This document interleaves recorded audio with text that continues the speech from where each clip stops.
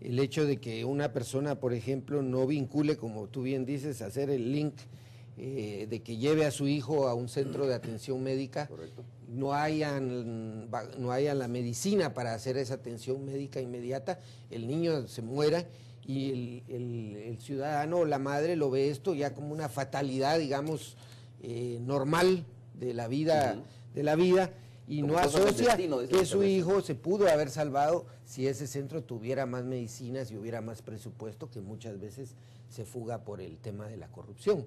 Lo mismo podemos encontrar ejemplos en todas las áreas, pero nos falta sí ese ciudadano mucho más claro de que cualquier recurso que se fuga del presupuesto nacional es un robo que le están haciendo a él directamente, no es un robo indirecto, es un robo directo que se está haciendo de los recursos. Manfredo, te preguntaba qué indicadores hay a nivel de transparencia internacional, Sí. qué indicadores maneja como para decir este gobierno está dando buenas señales de que está siendo más transparente en el manejo de la cosa pública. Mira, a partir de los años 90 se ha venido desarrollando una serie ya de indicadores y de estudios a nivel mundial.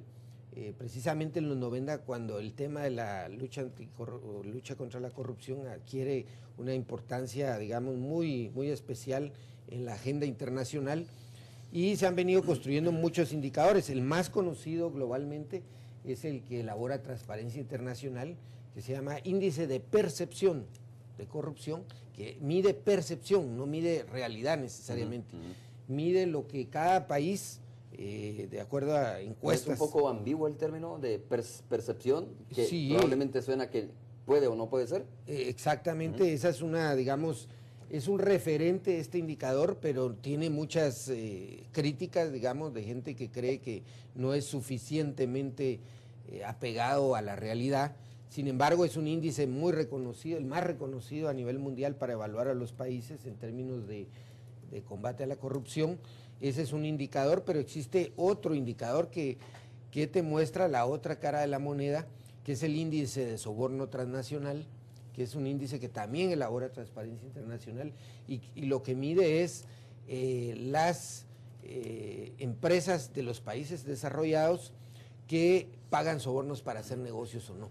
Ahí ese es un indicador también muy interesante, porque muchas veces los países desarrollados pues nos doblan el brazo para asumir compromisos de lucha contra la corrupción, pero muchas veces empresas de esos países vienen a estos países y para hacer negocios pues aceitan el sistema, como se dice, y favorecen estas prácticas corruptas.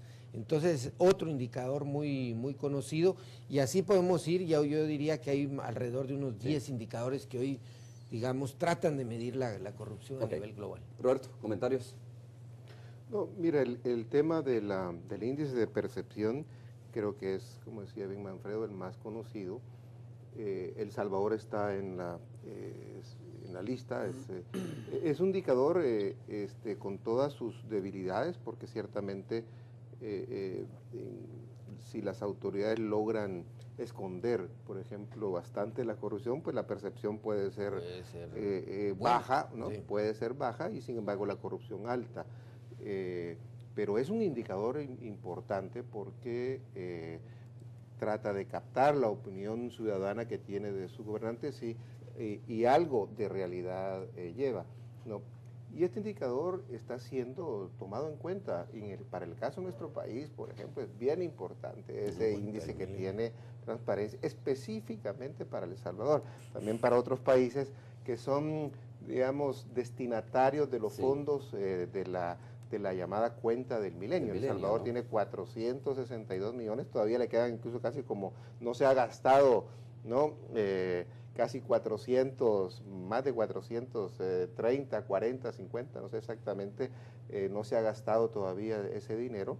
Ese dinero depende de varios indicadores, son 18 más o menos uno de ellos tiene que ver con la transparencia. Uno de ellos que es solo hay dos que no pueden bajar para la cuenta del milenio, ¿no? Si bajan ese, te corres el riesgo de que te quiten se suspendan esos fondos, ¿no? Y en el caso de El Salvador, pues ha estado, digamos, arriba Y por eso pues por eso le dieron también los fondos y por eso no se los han. ¿En qué lugar está El Salvador en este quitado. índice de percepción de transparencia A internacional? nivel centroamericano está después de Costa Rica, el mejor Segundo. calificado, sí, a nivel centroamericano. Y a Ok, nivel latinoamericano está, Obviamente yo tiene que diría, estar más abajo, ¿no? sí, pero está yo diría no está en los peores. puestos, no está en los peores. No. Relativamente no digo, estamos arriba de algunos. Tampoco es mucho decir, ¿verdad? Sí. Porque ser mejor que Honduras o Nicaragua, es decir, No tampoco, cuesta ser mejor que esos países. Pero digo, es importante, solo quiero decir esto por la cuenta de Milenio, porque uno de los indicadores que toma el Banco Mundial para elaborar el índice, que es el que toman la cuenta del Milenio, es el los índices de transparencia. O sea que los gobernantes deberían tomar en cuenta pues este aspecto, ¿no?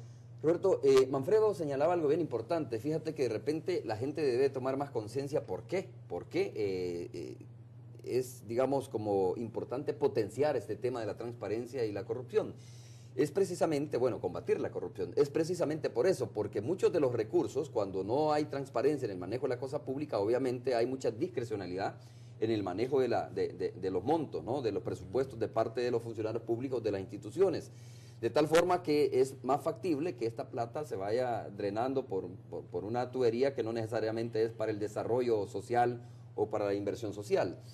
Quiero preguntarte si ustedes como Funde, como socios de Transparencia Internacional, tienen alguna información precisamente sobre cuánta plata se va drenando hacia esos, por ese ducto de la corrupción, y que es plata que debería estar, digamos, en función de construir más escuelas, más clínicas, etcétera.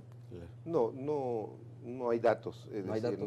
El país no tiene estudios que hayan hecho algo serio sobre lo que el país ha perdido Sin embargo, el embajador de los Estados Unidos, el ex embajador, señalaba alguna cifra, ¿no? Ahora hay algunas cifras regionales que creo que pueden ayudar, Bruno. Uno, por ejemplo, Romeo, el BID, sí, es el BID, tiene una estimación que anualmente se pierde solo en licitaciones públicas, que son las compras que hace el Estado, y los proyectos, se pierden 25 mil millones de dólares anuales.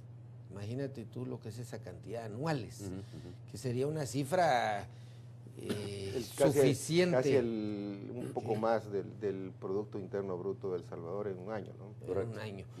Que sería, si acumularas ese dinero en 5 años, sería suficiente para acabar con la pobreza en la región latinoamericana, que además es la región más desigual del mundo en términos de distribución de ingresos. O sea, hay cifras que sí te dan cuenta de que solo en licitaciones yo diría que la suma es escalofriante, si la pudiéramos aplicar ya país a país. Ok, vamos a hacer de nuevo una pausa comercial, regresamos en breve. Estamos de regreso, muchas gracias por continuar con nosotros. Roberto Rubio Fabián, director ejecutivo de la Fundación Nacional para el Desarrollo Funde, está con nosotros esta mañana, y Manfredo Marroquín, director representante de Transparencia Internacional. Roberto, la ley de acceso a la información, hemos escuchado en varias ocasiones, por ejemplo, a FUSADE, ¿no?, decir que es necesaria una ley. Yo creo que todo el mundo está consciente de que es necesaria una ley de acceso a la información, pero que no pasa de ser declaraciones optimistas y de buenas intenciones muchas veces de los funcionarios, de los candidatos, etcétera. ¿Cómo contribuiría una ley de acceso a la información a esto, a la transparencia?